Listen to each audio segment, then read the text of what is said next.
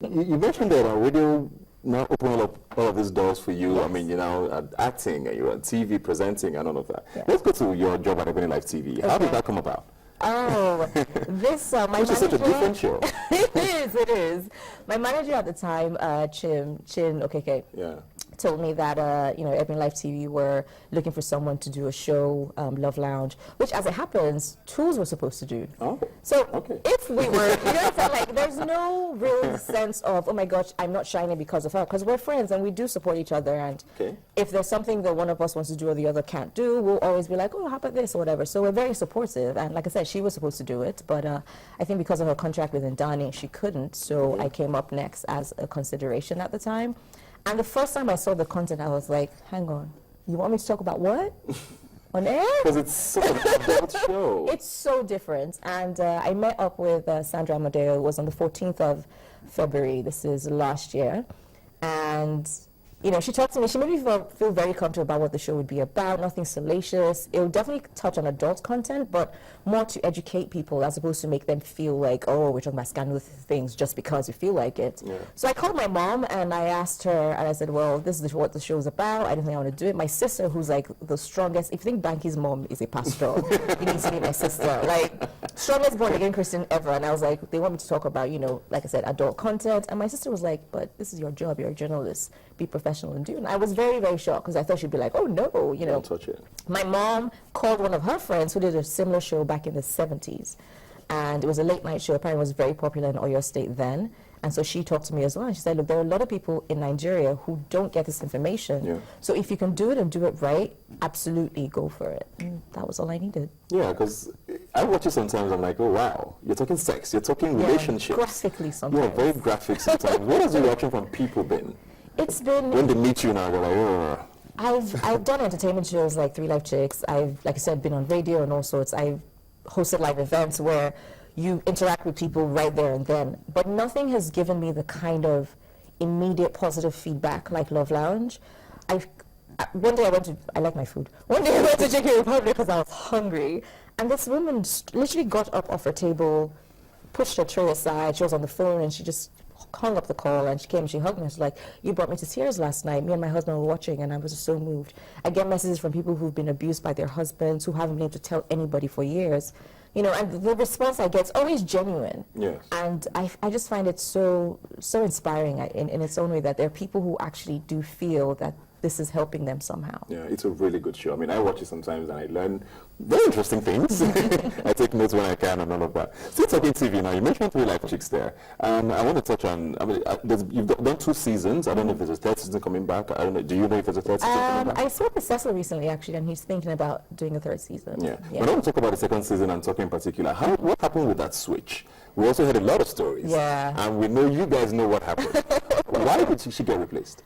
Well, Tucker's schedule didn't allow. That's what she says. So, yeah. And that's what you're gonna say. Well, it's Tucker's story to tell, and she says her schedule didn't allow, and that was pretty much it. So we had to move on. Okay, but you don't know if there's a 3rd season coming out. You're not sure. I'm not sure yet. Yeah.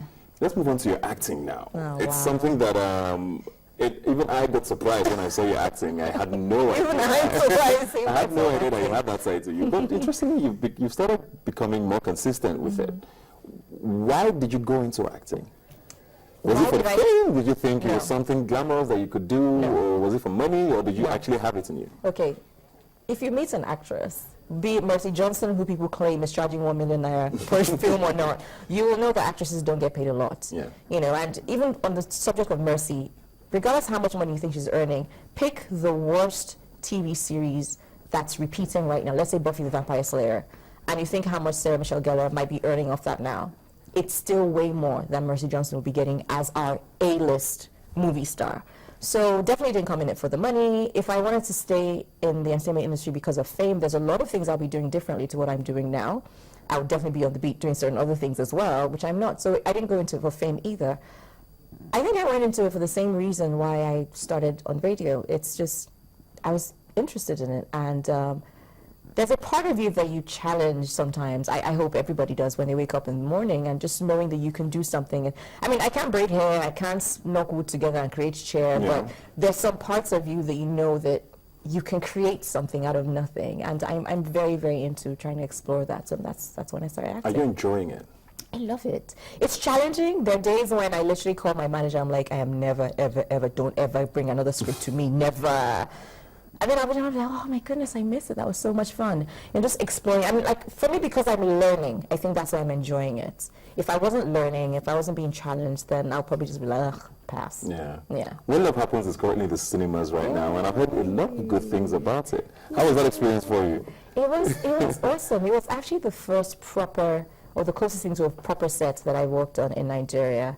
And Shei Babatope was very keen getting me in the show. Emera Chigo's brother had heard about it, and then he was like, okay, there's a script I need to read. I read it, and I was like, I don't know if Nigeria is ready for this kind of story. It's not funny in the way we're used to, and it's exploring a different kind of love to the way that we've seen Weekend Getaway and some of the things. There's a certain kind of entertainment value that's brought on cinema screens, and I didn't think that was going to happen here. And so I spoke with Shei and got a sense of what he wanted, and I thought, okay, if you're sure. And I thought he would just put in like a tiny bit part role, and when he gave me a few more lines, I was like, I don't know, my partner Rachel.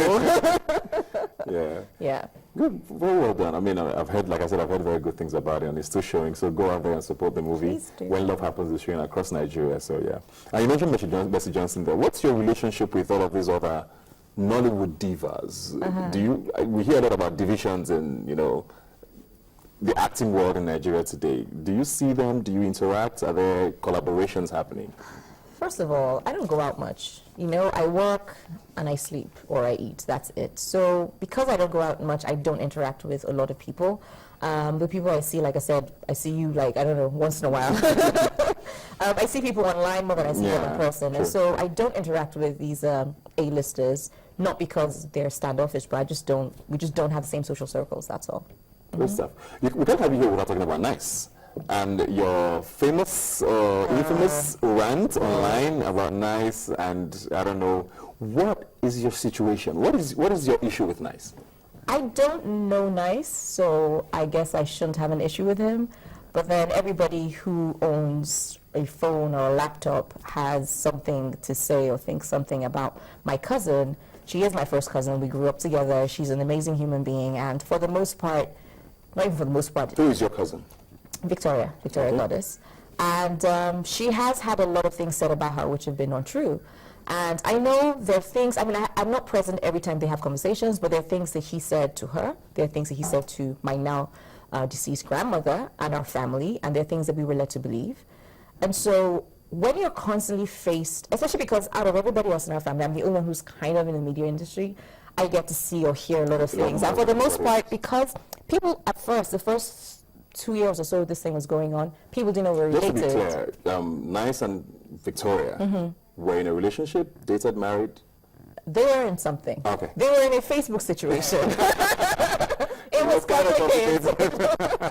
Okay, just wanted to be clear for those who didn't know what was going on. They were in something, and like I said, sometimes people didn't even know we're related, and I'll just be in a room and people will be saying things, and it's hard to not speak, and I wouldn't, because we're very private people, me and my family, and there was just a day that I saw something in the paper, and it really just got my goat, and I just tweeted.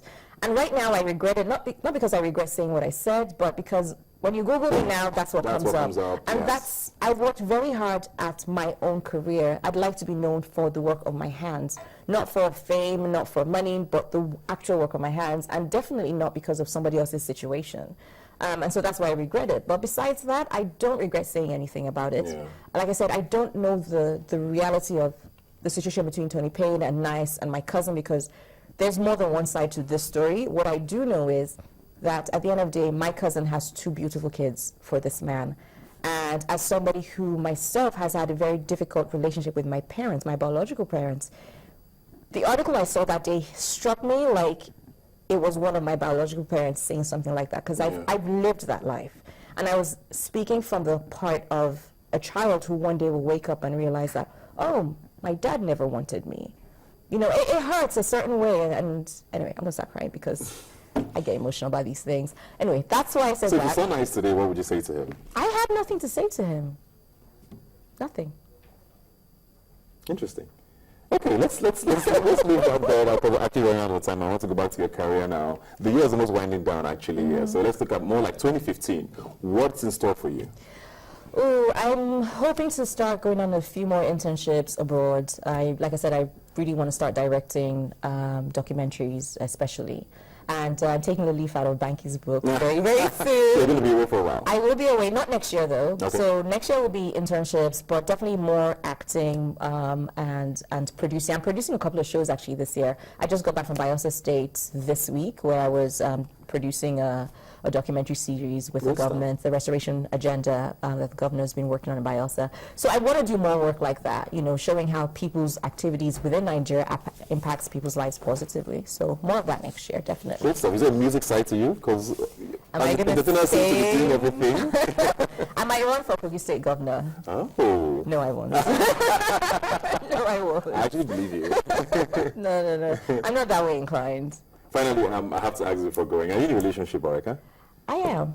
Oh, it's with you. It's someone we know. You know this. I will say this though, I suspect you, Ebuka, because yesterday I went to Osu KJ's wedding, and I looked at him like, you guys in the industry, you don't tell us when you're dating women. It's always the women who get questions and grills, and people know when we're seeing people. But you guys, you just get an invitation, I'm like, oh, I'm getting married tomorrow, show up. I'm like, you guys are dodgy, very dodgy. Don't make this about me. We're in a relationship and you just broke a few hearts across Nigeria, I think. Well, thanks for coming today. It was nice talking to you. I wish we had like another 30 minutes to talk to you, but thanks for being here today. Good luck with your career. I'm actually rooting for you. Thank you. And I'm sure you're going to do very well. Once again, congratulations to Channels TV on their 9th award as TV Station of the Year. We're excited about that. Also, don't forget to go to Nigerian Broadcasters MeritAward.com to vote for me and Robin Mines as presenter and show of the year. As always, you can join the conversation on Twitter at YNigerTV. It's the handle, the hashtag is Robin Minds. You can also visit the website yniger.com/TV. Remember, you've never seen young people talk like this before. I'll see you next week.